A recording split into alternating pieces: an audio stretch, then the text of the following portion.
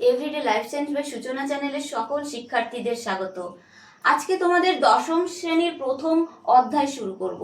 দশম শ্রেণীর প্রথম অধ্যায় হলো জীবজগতের নিয়ন্ত্রণ এবং সমন্বয়। কি বললাম? জীবজগতের নিয়ন্ত্রণ এবং সমন্বয়। তো আজকে আমি তোমাদেরকে পড়াবো উদ্ভিদের সংবেদনশীলতা এবং সাড়া প্রদান। তো উদ্ভিদ কখন সংবেদনশীল হয়? পরিবর্তন পরিবেশগুলিকে যখন শনাক্ত করতে পারে। কি বললাম? পরিবর্তনশীল পরিবেশগুলোকে যখন জীব শনাক্তকরণ করতে পারে তখন সেটি হলো সংবেদনশীলতা। তাহলে পরিবেশ কি? পরিবেশ হলো আমাদের চারপাশে সজীব উপাদান এবং জড় উপাদানের মিথস্ক্রিয়া, অর্থাৎ সজীব উপাদানের এবং জড় উপাদানের মিথস্ক্রিয়াই হলো পরিবেশ। তাহলে পরিবেশের মূল দুটো উপাদান রয়েছে, তাই না? সেটা হচ্ছে একটি সজীব উপাদান, একটি হচ্ছে জড় উপাদান। এবার আসছি, তাহলে সংবেদনশীলতাটা কি? সংবেদনশীলতা হচ্ছে পরিবেশের বিভিন্ন পরিবর্তনগুলো শনাক্ত করে সেই অনুযায়ী যে সাড়া প্রদানের ক্ষমতা, তাকেই বলা হয় উদ্ভিদের সংবেদনশীলতা। কি বললাম? পরিবর্তনশীল পরিবেশ অনুযায়ী যে সাড়া প্রদানের ক্ষমতা, তাকেই বলা হয় উদ্ভিদের সংবেদনশীলতা বা সেন্সিটিভিটি। তাহলে উদ্ভিদের সংবেদনশীলতার জন্য প্রয়োজন কি? প্রয়োজন উদ্দীপকের প্রয়োজন। সেই উদ্দীপক কি? উদ্দীপক হলো পরিবেশের যে পরিবর্তনগুলো, কি বললাম? পরিবেশের যে পরিবর্তনগুলো জীব শনাক্তকরণ করতে পারে, পরিবেশের যে পরিবর্তনগুলো জীব শনাক্তকরণ করতে পারে এবং সেগুলো যদি জীবের সাড়া প্রদানে সাহায্য করে। কি বললাম? পরিবেশের পরিবর্তনগুলো জীব শনাক্ত করতে পারবে এবং সেই অনুযায়ী জীব সাড়া প্রদান করবে, তাকেই বলা হবে উদ্দীপক। তাহলে এই উদ্দীপক কয় প্রকারের? এই উদ্দীপক দুই প্রকারের হয়। দেখো, একটি হচ্ছে বাহ্যিক উদ্দীপক, একটি হচ্ছে আভ্যন্তরীণ উদ্দীপক। এই বাহ্যিক উদ্দীপক কি? যে উদ্দীপক জীবদেহের বাইরে উৎপন্ন হয়। কি বললাম? যে উদ্দীপক জীবদেহের বাইরে উৎপন্ন হয় তাকে বলা হয় বাহ্যিক উদ্দীপক। তো উদাহরণ হিসেবে বলতে পারি সিম, কুমড়ো, মটর ইত্যাদি জাতীয় উদ্ভিদের আকর্ষ যে কোনো একটা শক্ত অবলম্বনকে ধরে বৃদ্ধি পেতে থাকে। এই যে উদ্দীপনা, এটা হলো স্পর্শ উদ্দীপনা। কাউকে স্পর্শ করে তাকে আটকে রাখা, তারপর সেটা বৃদ্ধি পাবে, এটাই হচ্ছে স্পর্শ উদ্দীপনা। এরপরে আসছি আভ্যন্তরীণ উদ্দীপক। আভ্যন্তরীণ উদ্দীপকটা কি? এই আভ্যন্তরীণ উদ্দীপক হলো জীবদেহের আভ্যন্তরীণ পরিবেশে সৃষ্ট যে উদ্দীপক। কি বললাম? জীবদেহের আভ্যন্তরীণ পরিবেশ বা মধ্যে যে সৃষ্ট উদ্দীপক, তাকেই বলা হয় আভ্যন্তরীণ উদ্দীপক। উদাহরণ হিসেবে বলতে পারি উদ্ভিদ দেহে উৎপন্ন যে অক্সিন, যেটা উদ্ভিদের বৃদ্ধিতে সাহায্য করে। কি বললাম? উদ্ভিদের মধ্যে নিঃসৃত হরমোন হচ্ছে অক্সিন, যেটা উদ্ভিদের বৃদ্ধিতে সাহায্য করে। এটি হলো আভ্যন্তরীণ উদ্দীপকের একটি প্রকৃষ্ট উদাহরণ। দশম শ্রেণীর সিলেবাস অনুযায়ী এখন যে পয়েন্টটি তোমাদের সামনে ডিসকাস করব সেটি হলো পরিবেশের পরিবর্তন শনাক্তকরণ এবং উদ্ভিদের সাড়া প্রদানের পদ্ধতি। তো উদ্ভিদের পরিবেশ পরিবর্তন শনাক্তকরণটা কি প্রথমে আমরা জেনে নেব। তো উদ্ভিদের পরিবেশ পরিবর্তন শনাক্তকরণ জানতে হলে প্রথমে তোমাদেরকে জানতে হবে পরিবেশ পরিবর্তনটা কি। পরিবেশ পরিবর্তন হলো সকালে যখন ঘুম থেকে ওঠো তখন পরিবেশ একরকম ভাবে পরিবর্তনশীল হয়, অর্থাৎ সূর্যোদয় হয়, সূর্যোদয়ের ফলে তাপমাত্রা বৃদ্ধি পায়, তার ফলে পরিবেশ একরকম ভাবে পরিবর্তিত হয় এবং যখন সূর্যাস্ত যায় তখন পরিবেশ আর একরকম ভাবে পরিবর্তন হয়। এটাই হচ্ছে পরিবেশের পরিবর্তন। এবার দেখো, এই পরিবর্তনের সাপেক্ষে শনাক্তকরণটা কি? এই পরিবেশের যে পরিবর্তন, সূর্যোদয়ের সঙ্গে সঙ্গে উদ্ভিদ সেটা শনাক্ত করতে পারে। কিভাবে? পরিবেশে যখন সূর্যোদয় হয় তখন কি হয়? যেসব গাছের পাতাগুলো বন্ধ হয়ে থাকে, যেসব ফুলগুলো পাপড়িগুলো বন্ধ হয়ে থাকে, সেই সব ফুলের পাপড়ি খুলে যায়, পাতাগুলো উন্মুক্ত হয়ে যায়। আবার আবার যখন সূর্যাস্ত হয় তখন কি হয়? তখন গাছের পাতাগুলি পুনরায় বন্ধ হয়ে যায়। এইভাবে পরিবেশের যে পরিবর্তন সেটাকে উদ্ভিদ শনাক্ত করতে পারে। ক্লিয়ার? তো এবার যে পয়েন্টটি তোমাদের সামনে নিয়ে আসছি সেটি হলো উদাহরণের সাহায্যে উদ্ভিদের সাড়া প্রদান পদ্ধতির ব্যাখ্যা। দেখো, উদ্ভিদের যে এই সাড়া প্রদান পদ্ধতি, এটা হচ্ছে অত্যন্ত একটি ধীর প্রক্রিয়া। ঠিক আছে, তো এই যে সাড়া প্রদান পদ্ধতি বৃদ্ধিজ চলন, প্রকরণ চলনের মাধ্যমে ঘটে থাকে। তো জেনে নেব প্রথমে বৃদ্ধিজ চলনটা কি। বৃদ্ধিজ চলন হলো উদ্ভিদের বর্ধনশীল অংশের অসমান বৃদ্ধির মাধ্যমে যে চলন সম্পন্ন হয়। কি বললাম? উদ্ভিদের বর্ধনশীল অংশের অসমান বৃদ্ধির ফলে যে চলন সম্পন্ন হয় তাকে বলা হয় বৃদ্ধিজ চলন। এরপরে আসছি প্রকরণ চলনটা কি। কোষের রসস্ফীতির তারতম্যের দরুন, কি বললাম?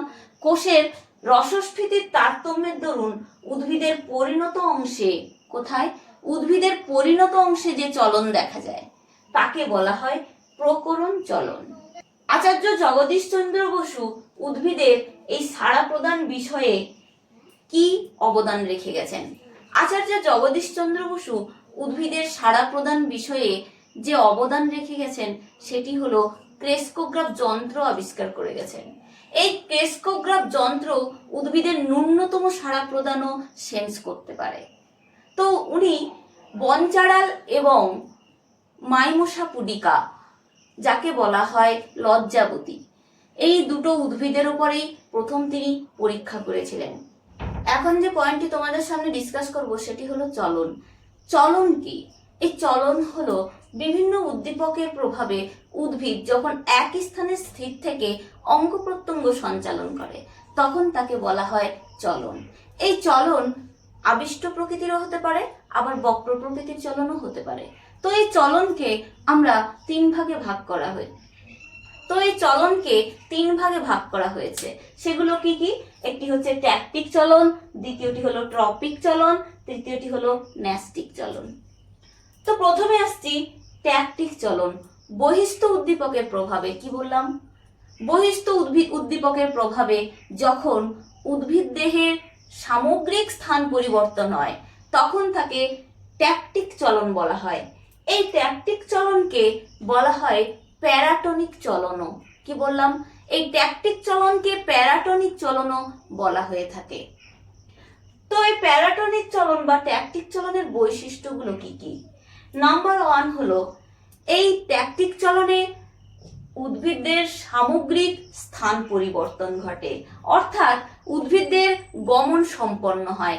নাম্বার 2 হলো এই চলনে বহিস্থ উদ্দীপক এবং তার উৎস বা গতিপথ দ্বারা নিয়ন্ত্রিত হয়। কি বললাম? এই চলন কোনো বহিস্থ উদ্দীপক এবং তার গতিপথ দ্বারা নিয়ন্ত্রিত হয়। নাম্বার 3 হলো সাধারণত অনুন্নত জলজ উদ্ভিদ। কাদের ক্ষেত্রে? সাধারণত অনুন্নত জলজ উদ্ভিদ এবং উদ্ভিদের জনন কোষে। কোথায় বললাম? সাধারণত অনুন্নত জলজ উদ্ভিদ এবং জনন কোষের ক্ষেত্রে। ঠিক আছে, এই চলন পরিলক্ষিত হয়। নাম্বার 4 হলো সিলিয়া এবং ফ্লাজেলা। কি বললাম? সিলিয়া এবং ফ্লাজেলা এই চলনে সহায়তা করে। এই যে ট্যাকটিক চলন সেটি কয় প্রকারের হয়? এই ট্যাকটিক চলন 5 প্রকারের হয়। মনে রাখবে, ট্যাকটিক চলন 5 প্রকারের হয়। সেগুলো কি কি? 1 নম্বর ফটোট্যাকটিক। ফটোট্যাকটিক চলন হচ্ছে, ফটো মিন্স আলো, অর্থাৎ আলোর অভিমুখে যে চলন তাকেই বলা হয় ফটোট্যাকটিক চলন। নাম্বার 2 হচ্ছে কেমোট্যাকটিক। কেমো কথার অর্থ হচ্ছে রাসায়নিক পদার্থ। এই রাসায়নিক পদার্থের অভিমুখে যে চলন হয় তাকে বলা হয় কেমোট্যাকটিক চলন। নাম্বার 3 হলো থার্মোট্যাকটিক চলন। থার্মোট্যাকটিক চলনটা কি? উষ্ণতার অভিমুখে যে চলন হয়, তাই তো, তাকে বলা হয় থার্মোট্যাকটিক। থার্মো মিন্স উষ্ণতা। নাম্বার 4 হলো হাইড্রোট্যাকটিক চলন। হাইড্রোট্যাকটিক চলনটা কি? এই হাইড্রোট্যাকটিক চলন হলো জলের অভিমুখে চলন। কি বললাম? জলের অভিমুখে যে চলন হয় সেটি হলো হাইড্রোট্যাকটিক চলন। নাম্বার 5 হচ্ছে রিওট্যাকটিক চলন। রিওট্যাকটিক চলনটা কি? রিওট্যাকটিক চলন হলো জলস্রোত। রিও মিন্স জলস্রোত, অর্থাৎ জলস্রোতের অভিমুখে যে চলন সেটাকেই বলা হয় রিওট্যাকটিক চলন। প্রত্যেকটা টার্ম কিসের সাথে সম্পর্কিত সেটা ভালো করে মনে রাখবে। প্রথমে আমি বললাম কি? ফটোট্যাকটিক। ফটো মিন্স আলো। দ্বিতীয় কি বললাম? কেমোট্যাকটিক। কেমো মিন্স রাসায়নিক পদার্থ। তৃতীয়টি কি বললাম? থার্মোট্যাকটিক। থার্মো মিন্স উষ্ণতা। চতুর্থতে কি বললাম? হাইড্রোট্যাকটিক। হাইড্রো মানে হচ্ছে জল। পঞ্চমে কি বললাম? রিও। রিও কথার অর্থ হচ্ছে জলস্রোত। রিওট্যাকটিক চলন হচ্ছে জলস্রোতের অভিমুখে যে চলন। ঠিক আছে, তাহলে তোমাদের যে সিলেবাসে আছে সেটা মূলত ফটোট্যাকটিক চলনই পড়তে হবে। এই ফটোট্যাকটিক চলনটা কি? আলোর উদ্দীপকের প্রভাবে উদ্ভিদের যে সামগ্রিক স্থান পরিবর্তন তাকেই বলা হয় ফটোট্যাকটিক চলন। কি বললাম? আলোর উদ্দীপকের প্রভাবে উদ্ভিদের সামগ্রিক স্থান পরিবর্তনকে বলা হয় বা উদ্ভিদের সামগ্রিক চলনকে বলা হয় ফটোট্যাকটিক চলন। উদাহরণ হিসেবে বলা যেতে পারে ক্লামাইডোমোনাস, ভলবক্স ইত্যাদির ক্ষেত্রে এই ফটোট্যাকটিক চলন পরিলক্ষিত হয়। নাম্বার 2 হচ্ছে ট্রপিক চলন। এই ট্রপিক চলনটা কি? উদ্ভিদ অঙ্গের বক্র চলন। কি বললাম? উদ্ভিদ অঙ্গের বক্র চলন যখন বহিস্থ উদ্দীপকের গতিপথ দ্বারা নিয়ন্ত্রিত হয়। কি বললাম? উদ্ভিদ অঙ্গের বক্র চলন যখন বহিস্থ উদ্দীপক অর্থাৎ পরিবেশের যে উদ্দীপক সেই উদ্দীপকের দ্বারা নিয়ন্ত্রিত হবে তখন তাকে বলা হবে ট্রপিক চলন। তো এই ট্রপিক চলনের বৈশিষ্ট্যগুলো কি কি? ট্রপিক চলনের 1 নম্বর বৈশিষ্ট্য হলো ট্রপিক চলন উদ্ভিদ অঙ্গের বক্রতা সৃষ্টির মাধ্যমে ঘটে থাকে। নাম্বার 2 হলো আলো, জল, অভিকর্ষ প্রভৃতি কোনো উদ্দীপকের গতিপথ বা উৎস দ্বারা এই চলন নিয়ন্ত্রিত হয়। ক্লিয়ার? নাম্বার 3 হলো ট্রপিক চলন উদ্ভিদের বর্ধনশীল অঙ্গে। বর্ধনশীল অঙ্গ বলতে আমরা কাকে বলবো? বর্ধনশীল হলো মূল, কাণ্ড, শাখা প্রশাখা, এগুলোকেই আমরা বলবো বর্ধনশীল অঙ্গ। এগুলোতে ঘটে থাকে। নাম্বার 4 হচ্ছে ট্রপিক চলনে হরমোনের প্রভাবে উদ্ভিদ অঙ্গের বৃদ্ধি ঘটে। কি বললাম? ট্রপিক চলনে হরমোনের প্রভাবে উদ্ভিদ অঙ্গের বৃদ্ধি ঘটে। তো এই ট্রপিক চলন কয় প্রকারের হয়? এই ট্রপিক চলন মূলত 3 প্রকারের হয়। সেগুলো কি কি? সেগুলো হলো 1 নম্বর ফটোট্রপিক চলন, 2 নম্বর হচ্ছে জিওট্রপিক চলন, 3 নম্বর হলো হাইড্রোট্রপিক চলন। তো ফটোট্রপিক চলনটা কি? আলোর উৎসের গতিপথের দ্বারা নিয়ন্ত্রিত উদ্ভিদ অঙ্গের চলনকে কি বললাম? আলোর উৎসের গতিপথ দ্বারা যখন উদ্ভিদ অঙ্গের চলনটা নিয়ন্ত্রিত হয় তখন তাকে বলা হয় ফটোট্রপিক চলন বা একে আলোকবৃত্তীয় চলনও বলা হয়ে থাকে। এই আলোকবৃত্তীয় চলন বা ফটোট্রপিক চলন আবার 2 প্রকারের হয়। সেটা কি কি? একটি হচ্ছে আলোক অনুকূলবর্তী চলন যেটা পরিলক্ষিত হয় উদ্ভিদের কাণ্ড এবং শাখার ক্ষেত্রে। দ্বিতীয়টি হচ্ছে আলোর প্রতিকূলবর্তী চলন, সেটা হচ্ছে উদ্ভিদের মূল অর্থাৎ আলোর প্রতিকূলে, যেখানে আলো থাকবে না সেখানেই এই উদ্ভিদের মূলে এই প্রকোপ চলন পরিলক্ষিত হবে। আর আলোর অনুকূলবর্তী চলন উদ্ভিদের কাণ্ড এবং শাখা প্রশাখা। কেমন ভাবে দেখা যাবে? তুমি যদি জানালার পাশে একটা টবে গাছ রেখে দাও, সেটা আলোর দিক অর্থাৎ জানালার দিকে কিছুদিন পরে বেঁকে যাবে। এটাই হচ্ছে আলোর অনুকূলবর্তী চলন। নাম্বার 2 হচ্ছে জিওট্রপিক চলন। এই জিওট্রপিক চলনটা কি? উদ্ভিদ অঙ্গের বক্র চলন যখন পৃথিবীর অভিকর্ষ বল দ্বারা নিয়ন্ত্রিত হয়। কি বললাম? উদ্ভিদ অঙ্গের বক্র চলন যখন পৃথিবীর অভিকর্ষ বল দ্বারা বা মাধ্যাকর্ষণ শক্তির দ্বারা নিয়ন্ত্রিত হয় তখন তাকে বলা হয় জিওট্রপিক চলন। তো এই জিওট্রপিক চলনকে বলা হয় অভিকর্ষ বৃত্তীয় চলন। এই জিওট্রপিক চলনকে 3 ভাগে ভাগ করা হয়েছে। সেগুলো কি কি? একটি হলো অভিকর্ষ অনুকূলবর্তী চলন, দ্বিতীয়টি হলো তির্যক অভিকর্ষবর্তী চলন, তৃতীয়টি হলো অভিকর্ষ প্রতিকূলবর্তী চলন। তো অভিকর্ষ অনুকূলবর্তী চলনটা কি? অভিকর্ষের অনুকূলে অর্থাৎ নিচের দিকে যে চলনটা হবে সেটা দেখা যায় উদ্ভিদের মূলের ক্ষেত্রে, সেটাই হলো অভিকর্ষ অনুকূলবর্তী চলন। দ্বিতীয়টি হচ্ছে তির্যক অভিকর্ষবর্তী চলন। এই তির্যক অভিকর্ষবর্তী চলন দেখা যায় পার্শ্বীয় মূলের ক্ষেত্রে। তৃতীয় হচ্ছে অভিকর্ষ প্রতিকূলবর্তী চলন দেখা যায় যে মূলের ক্ষেত্রে, সেটি হলো সুন্দরী গাছের শ্বাসমূল। তৃতীয়টি হলো হাইড্রোট্রপিক চলন। কি? হাইড্রো মিন্স জল অর্থাৎ উদ্ভিদ অঙ্গের বক্র চলন যখন জলের উৎসের গতিপথের দ্বারা নিয়ন্ত্রিত হয়। কি বললাম? উদ্ভিদ অঙ্গের বক্র চলন যখন জলের উৎসের গতিপথ দ্বারা নিয়ন্ত্রিত হবে তখন তাকে বলা হবে হাইড্রোট্রপিক চলন বা জলবৃত্তীয় চলন। তো এই জলবৃত্তীয় চলন বা হাইড্রোট্রপিক চলন মূলত দুই প্রকারের হয়ে থাকে। সেগুলো কি কি? এক নম্বর হচ্ছে জল অনুকূলবর্তী চলন, দ্বিতীয়টি হচ্ছে জল প্রতিকূলবর্তী চলন। তো এই জল অনুকূলবর্তী চলনটা কি? এই জলের অনুকূলে যে চলন হয়, অর্থাৎ জলের দিকে যে চলন, সেটা হচ্ছে মূলত উদ্ভিদের মূলের ক্ষেত্রে দেখা যায়। আর জল প্রতিকূলবর্তী চলন, জলের প্রতিকূলে যে চলন দেখা যায়, কাদের ক্ষেত্রে দেখা যায়? উদ্ভিদের কাণ্ডের ক্ষেত্রে দেখা যায়। এরপরে আসছি ন্যাস্টিক চলন। তো এই ন্যাস্টিক চলনটা কি? উদ্ভিদঙ্গের বক্র চলন যখন উদ্দীপকের গতিপথ অনুসারে হয় না। কি অনুসারে হয়? উদ্দীপকের তীব্রতা দ্বারা নিয়ন্ত্রিত হয়। ঠিক আছে, কি বললাম? উদ্দীপকের গতিপথ অনুসারে হবে না, কিন্তু উদ্দীপকের তীব্রতা দ্বারা নিয়ন্ত্রিত হবে যে চলন, তাকেই বলা হবে কি? ন্যাস্টিক চলন, বা একে বলা হয়ে থাকে ব্যাপ্তি চলন। তো এই ন্যাস্টিক চলনের বৈশিষ্ট্যগুলো কি কি? ন্যাস্টিক চলনের বৈশিষ্ট্যগুলি হলো, ন্যাস্টিক চলন উদ্ভিদঙ্গের বক্রতা সৃষ্টির মাধ্যমে ঘটে থাকে। কি বললাম? এই ন্যাস্টিক চলন উদ্ভিদঙ্গের বক্রতা সৃষ্টির মাধ্যমে ঘটে থাকে। নাম্বার 2 হচ্ছে আলো, উষ্ণতা, রাসায়নিক পদার্থ, স্পর্শ বা আঘাত ইত্যাদি উদ্দীপকের প্রভাবে এই প্রকার চলন ঘটে। কি বললাম? আলো, উষ্ণতা, রাসায়নিক পদার্থ, স্পর্শ বা আঘাত ইত্যাদি উদ্দীপকের প্রভাবে এই চলন ঘটে থাকে। নাম্বার 3 হলো, এই প্রকার চলন উদ্দীপকের গতিপথের পরিবর্তে উদ্দীপকের তীব্রতার দ্বারা নিয়ন্ত্রিত হয়। তো এই যে ন্যাস্টিক চলন, এটিকে কয় ভাগে ভাগ করা হয়েছে? এই ন্যাস্টিক চলনকে মূলত 4 ভাগে ভাগ করা হয়েছে। সেগুলো কি কি? প্রথমে আসবো ফটোন্যাস্টিক চলন।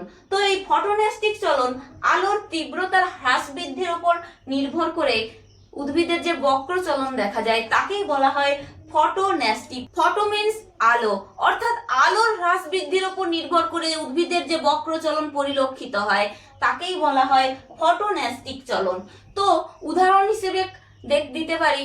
তো উদাহরণ বলতে পারি পদ্ম, সূর্যমুখী, তেঁতুল গাছের পাতা ইত্যাদির ক্ষেত্রে এই ফটোন্যাস্টিক চলন পরিলক্ষিত হয়। দ্বিতীয় নম্বর হলো থার্মোন্যাস্টিক চলন। থার্মোন্যাস্টিক চলনটা কি? উষ্ণতার তীব্রতার উপর নির্ভর করে যখন উদ্ভিদের চলন পরিলক্ষিত হয়। কি বললাম?